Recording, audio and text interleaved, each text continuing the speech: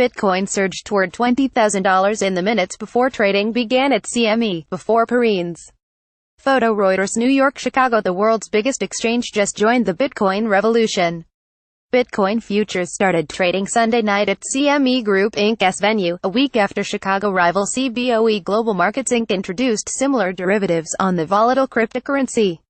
CME is a much bigger player in futures, so many traders expect it to make a bigger splash in the nascent space. CME got off to a faster start with more efficient pricing. Its most active contract changed hands 221 times in the first hour versus 570 during CBOE's debut.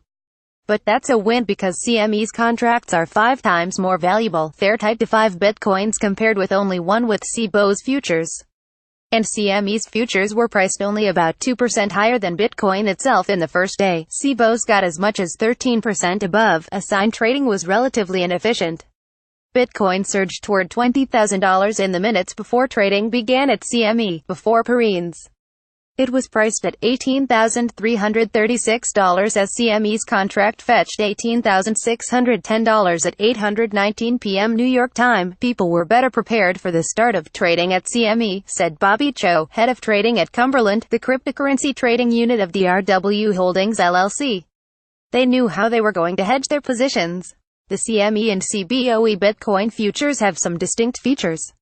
The price of CBOE's product is derived from the cryptocurrency's price at a single exchange. CME's is based off 4. We were waiting for the launch of the CME futures because the price is more robust and the exchange trades much larger volumes, Jose Miguel Nacimientos, head trader at cryptocurrency fund Solidus Capital, said in a telephone interview from Mexico City.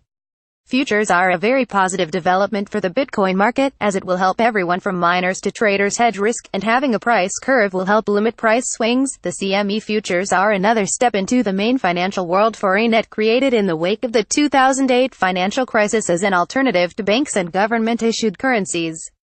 The contracts, which settle in dollars and trade on regulated exchanges, can be bought by institutional investors that are prohibited from buying Bitcoin directly on largely unregulated exchanges. One of the biggest issues when it comes to investing institutionally in digitales is banks and larger institutions can't hold an unregulated instrument in their balance sheet, and a futures contract is something they can hold, said Geborger Bax, director of digital asset strategy at Vanek Associates Corp. With futures, you don't hold the physical Bitcoin, which solves custody issues and counterparty risks with these less regulated exchanges. To protect against wild, mistaken price swings, CME will briefly pause trading if the contracts rise or fall 7% or 13%, and prices won't be allowed to move more than 20%.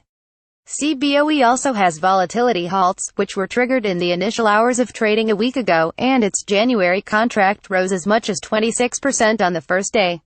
CBOE's website stalled during its launch. CME seemed to weather the traffic. It's only own a lot, said Garrett C., chief executive officer of crypto trading firm DV Chain of the initial CME trades. The prices are moving around pretty fast.